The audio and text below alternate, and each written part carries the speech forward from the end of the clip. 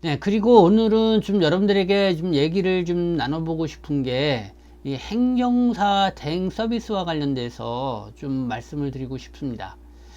지금 우리가 항상 이 행정사에서 들끓고 있는 문제가 있습니다. CU 알죠? 이 편의점. 이 편의점에서도 아주 저렴하게 행정대행, 그러니까 민원 행정대행이라는 게 주로 외국인이나 동포 여러분들의 체류 문제, 체류 연장이라든가 어쨌든 그런 부분을 저비용으로 이렇게 행정대행을 할 수 있도록 서비스를 하겠다 해가지고 난리가 났습니다. 그래서 행정사님들이 그쵸, 이 밥그릇 싸움일 수도 있죠. 지금 보니까는 행정사님들이 법무부에다가 외국인 이 동포 대상으로 하는 이민 행정사 업무를 보겠다고 하면서 등록한 사람이 한 3천, 한 700명 넘게 된다고 합니다. 그런데 지금 행정사업계에서 이렇게 3,700여 명 이렇게 되다 보니까 상당히 경쟁도 좀 치열할 수가 있죠. 근데 가장 크게 지금 논의되고 있는 문제가 이 행정사의 대행 수수료를 이제 얼마를 받으면 적당하냐, 뭐 이런 논쟁들이 있습니다. 그래서 어느 행정사님은 보수표, 그냥 법무사 같은 경우는 일정 보수표가 나와 있죠. 그래서 그거를 정해서 우리가 일률적으로 모든 행정사들이 그 기준에 따라서 이렇게 행정 대행을 받도록 하자, 뭐 이런 의견도 있는 반면에 그거에 대해서 또 반대하시는 또 행정사님들도 있습니다.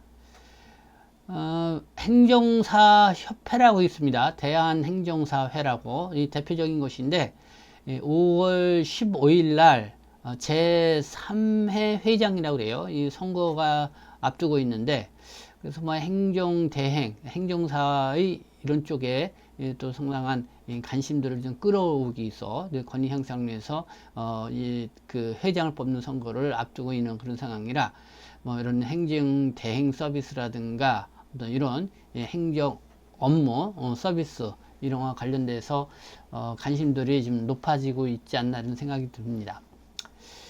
일단은 이 행정사의 이 보수표, 그러니까 이제 가격이죠. 행정 대행료를 이런 경우는 얼마씩 받겠다 하는 거. 그게 이제는 일정하게 이제 정해지는 게 좋으냐, 그렇지 않냐, 뭐 이런 논쟁이 있는데, 한번 좀 우리 동포 여러분들에게는 묻고 싶습니다. 어떻게 보면 고객 입장이고 서비스 또 주체 입장에서 행정 대행 서비스료, 이게 어느 정도 일정적으로 정해져 있는 게 좋으냐, 안 좋으냐. 그리고 또 CU에서 행정대행 서비스를 한다고 하는데, 행정사역에서는 그거는 좀 불법의 소지가 있다, 뭐 이런 얘기를 합니다. 그래서 좀 그거는 논쟁이지만은 어쨌든 저렴하면서 경제적으로 행정 비용을 내고 이렇게 서비스를 받는 게 고객 입장에서는 좋을 수가 있죠. 네, 그래서 이런 부분에서 우리가 좀 관심을 좀 갖고 여러분들에게는 어떤 생각을 갖고 계시는지도 한번 들어보는 그런 시간이 됐으면 좋겠습니다. 네, 오늘 이 시간은 저희 김용필의 동포세계 이렇게 하고요. 이 멜로 이 피부과 영등포점이 함께 합니다. 네, 이렇게 지금 광고 나가고 있죠. 이 전화번호도 나가고 있습니다. 신길 뉴타운 힐스테이트 사거리에 위치해 있습니다. 그래서 여러분들이 젊어지고 싶은 분, 또 피부 때문에 고민이 있으신 분들은 저희 협력후원병인 이 멜로 피부과 영등포점 이쪽에 좀 문의를 하셔서 여러분들이 그런 고민을 좀 해결을 받으시기를 바라겠습니다. 네, 저희 유튜브 방송을 통해서 이렇게 또 왔다 그러면은 더 친절하게 여러분들에게 서비스를 해주리라 생각합니다. 네, 저희 유튜브 방송에 계속 또 후원 광고 협찬도 받고 있습니다. 그리고 또 매달 또 5,000원, 만원, 또 2만원, 또 이렇게 계속 정기적으로 후원해 주신 분들도 있는데요. 여러분들 이렇게 후원을 통해서 더 안정적으로 또 더 여러분들에게 좋은 소식을 알리는데, 또 동포들의 권익 또 향상을 위해서 목소리를 내는데 큰 보탬이 됩니다. 네, 여러분들의 많은 관심을 부탁드리겠습니다. 자, 그러면은요, 형사 시험과 또 이런 거에 대한 관심이 있으시면 중국 동포분들도 상당히 있으리라 생각합니다. 이미 행정사 시험 같은 경우가 이제 공무원들에게 주로 이렇게 은퇴한 공무원들에게 이제 부여를 해줬었는데 2013년도서부터 시험을 통해서 합격하면 민간인들도 이제 행정 업무를 볼 수 있게끔 이렇게 개방이 됐죠. 그래서 그 이후에 우리는 중국 동포 출신 중에서도 이 행정사 공부를 하셔가지고 또 시험에 합격해서 행정 업무를 보시는 분들이 있습니다. 그래서 뭐 중국 동포나 외국인 대상 주로 이민 행정 이런 업무를 보고 계시는 분들이 있는데 참 열심히 잘 하시더라고요. 그래서 뭐 행정사 시험은 이제 매년 있습니다. 올해가 이제는 13회 이제는 행정사 민간 자격증을 이제 발급하게 되는데 한번 좀 행정사 시험과 또 이 합격률이 얼마나 되는지 거기서 먼저 좀 알아보도록 하겠습니다. 네, 2025년 올해 같은 경우 보면은요, 5월 31일 날 제 13회 1차 시험이 치러지게 되고요. 9월 27일 날 제 2차 시험이 예정되어 있습니다. 그러면 1차 시험은 이미 이제 응시 접수가 마감이 됐고요. 또 1차 시험에 이제는 합격을 하게 되면은 9월 27일 날 2차 시험에 이제 도전할 수가 있게 되죠. 그래서 1차, 2차 시험이 다 합격을 해야 이 행정사 자격증을 취득할 수가 있다. 그러면 시험은 어떻게 나오냐? 1차 시험에서는 민법, 행정법, 네, 이게 행정법입니다. 그리고 행정학 개론, 한 75분 동안 총 75개의 이 문항이 출제가 된다. 자, 그러면 2차 시험은 뭐냐? 이 사무관리론, 그러니까 민원 처리에 관한 법률, 행정 업무의 운영 및 혁신에 관한 규정 포함, 네, 이런 것들을 이제 보게 되고요. 그 다음에 이제 행정사 실무법이라고 해서 행정심판사의 비송사권 절차법, 뭐 이런 것들을 이제 보게 됩니다. 그래서 2차 시험은 좀 어렵다, 시험이. 이렇게 또 보시면 될 것 같고, 그래서 1차, 2차 시험이 합격하면은 100점을 만점으로 모든 과목의 점수가 40점 이상이어야 되고 전 과목의 평균 점수가 60점 이상인 사람이 이제 합격을 하게 된다. 한번 좀 합격률을 보면은요, 응시자 수는 매년 이제 늘어나고 있는 추세입니다. 한번 요거 볼까요? 2020년 제 8회죠. 1차 응시생이 2208명이었습니다. 이 합격률이 38.26. 네, 이 정도 나와요. 그러면 1차에 합격해서 2차에 응시한 사람들이 812명이었는데, 네, 그래서 299명이 합격을 했습니다. 그래서 최종 합격률을 보면은 2208명 대비 최종 합격률은 13.5% 정도. 네, 그렇게 쉬운 시험은 아니죠. 2021년도도 제 9회 때 1차에 3261명이 응시를 했습니다. 그때는 1차는 29.77%의 합격률을 보였지만 2차 네, 290명이 합격을 해서 최종 8.8%. 자, 2022년 제 10회에서는 1차에 3692명 네, 늘어나고 있죠. 응시를 했습니다. 합격률이 1차는 44.53%. 근데 2차에 최종적으로 301명이 합격을 해서 최소 한 8.1% 합격률을 보이죠.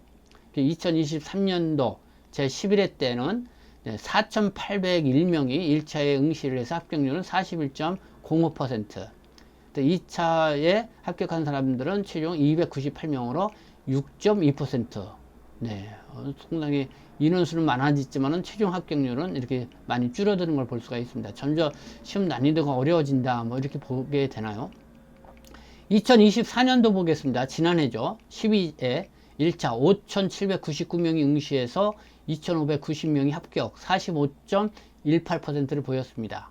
2차 시험에는 2,431명이 응시를 해서 306명이 합격을 했습니다. 그래서 최종 12.58%. 네, 보통 이제는 1차 시험에 합격한 사람들이 그러니까 2차 시험에 이렇게 이제 응시를 해서 시험을 보게 되는 거죠. 그러니까 2차 시험이 그러니까 올해 꼭 합격을 했으면은 그러니까 올해 합격을 했으면 2차 시험 올해 떨어졌죠. 그러면 내년에 또 이제 2차 시험만 도전을 할 수가 있게 되죠. 네, 그러니까 그런 거를 좀 감안을 해서 생각을 해야 되는데, 어쨌든 이렇게 보니까 전체적인 최종 합격자율은 10% 내외, 가 이렇게 된다. 그러니까 이렇게 봤을 때 행정사 이 시험이 네, 많은 사람들이 관심 갖고 도전을 하지만은 최종 합격자는 이렇게 지난해 같은 12.58% 정도, 낮을 때는 뭐 6.2% 정도로 나올 때도 있었습니다. 네, 이렇게 보면 행정사 취득이 그렇게 간단한 것만은 아니다. 이렇게 합격률을 통해서도 볼 수가 있습니다. 자, 제가 이제 앞서 말씀드렸죠. 이 행정사회 이 뜨거운 이슈가 되고 있는 거. 이 행정사들의 이 민원, 대행, 서비스, 이 요금표, 이 보수표를 만들어야 되느냐, 이 찬발이 뜨겁게 일고 있습니다. 지금 이 CU 편의점에서도 이렇게 민원 행정 서비스 접수 뭐 이걸 해서 아주 저렴하게 이 행정 서비스를 받을 수 있게끔 또 외국인 대상으로 또 이렇게 하게끔 뭐 그런 기사도 나와 있습니다. 뭐 그 기사를 그냥 먼저 볼까요?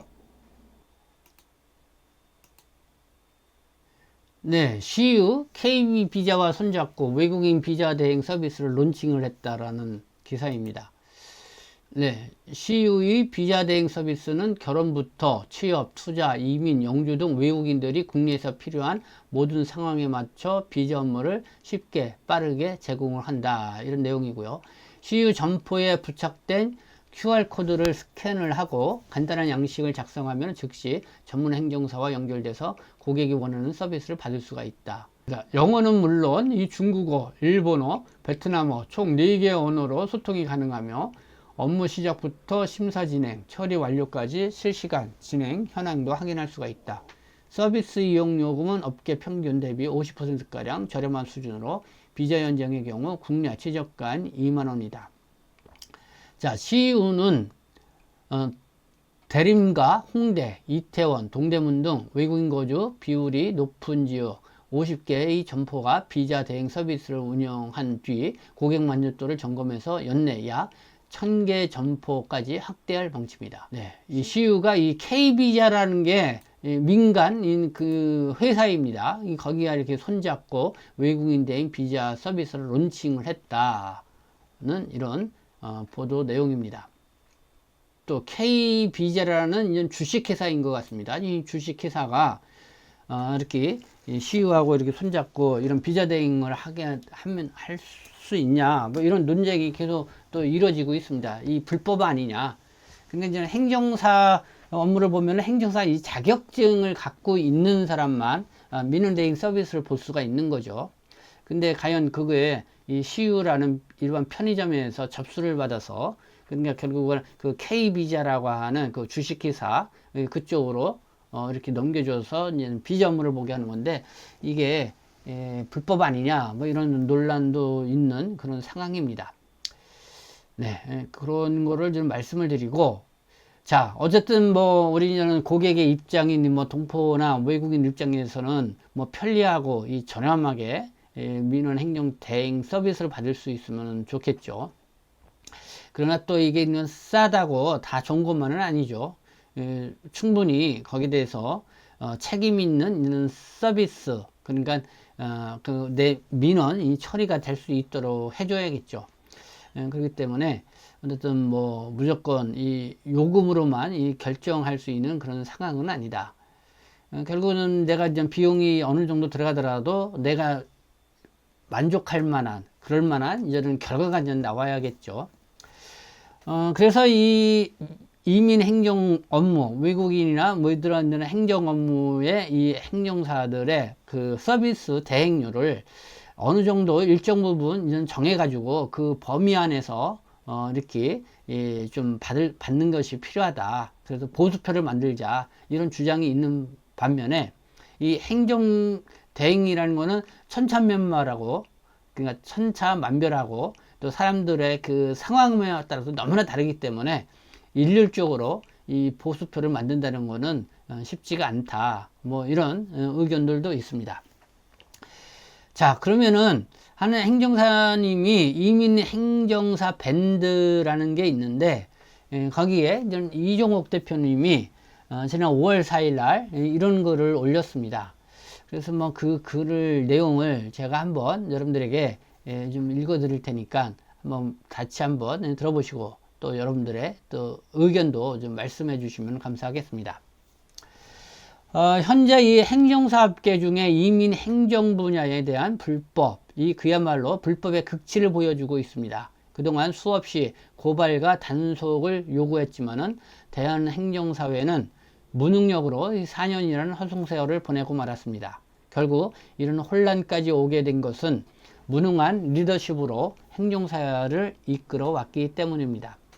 이제는 달라져야 합니다. 현재 이민행정 분야는 행정사 보수 규정이 없다 보니 체류기간 연장, 자격 변경 등 기본적인 업무까지 무료 또는 2만에서 3만 원을 받는 덤핑으로 이렇게 받는 이 지경까지 왔다고 봅니다.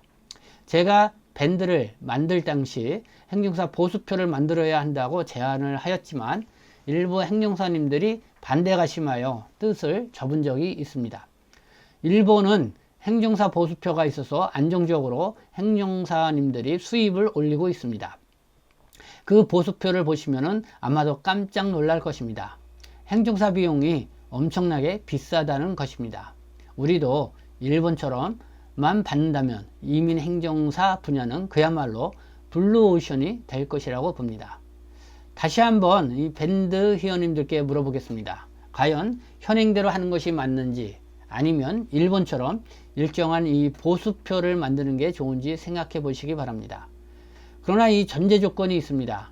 이번 달 선출되는 3기 회장님은 이민행정 분야의 난장판 불법 행위를 완전히 뿌리를 뽑고 이 보수표를 만들어야 한다고 봅니다. 그렇지 않으면 또다시 여행사, 택배 행정사, 브로커, 자원봉사자 등등 수입으로 난장판이 될 것이기 때문입니다. 이민행정 분야는 지금 이대로는 절대로 안 됩니다. 행정사님들이 또다시 행정사 보수표가 필요 없다고 한다면 현행대로 갈 수밖에 없습니다. 회원님들 생각은 어떠하신지요?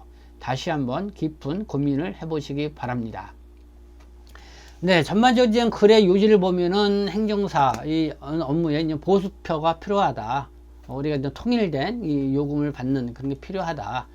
그리고 좀 사례를 일본을 사례를 들었습니다. 일본을. 근데 일본의 행정사 보수표를 보니까 이렇게 일반적으로 우리가 생각하는 것보다도 높은 그런 보수표를 이렇게 책정을 해 놓은 것 같습니다.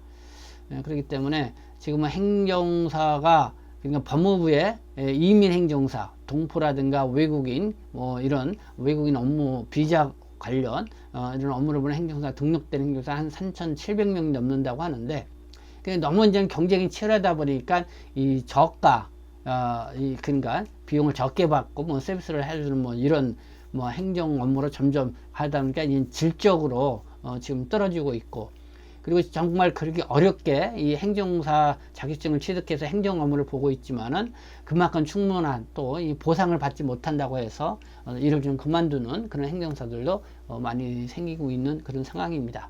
앞으로 이 한국 사회가 이제 이민자들이 이제 많이 늘어나고 있죠.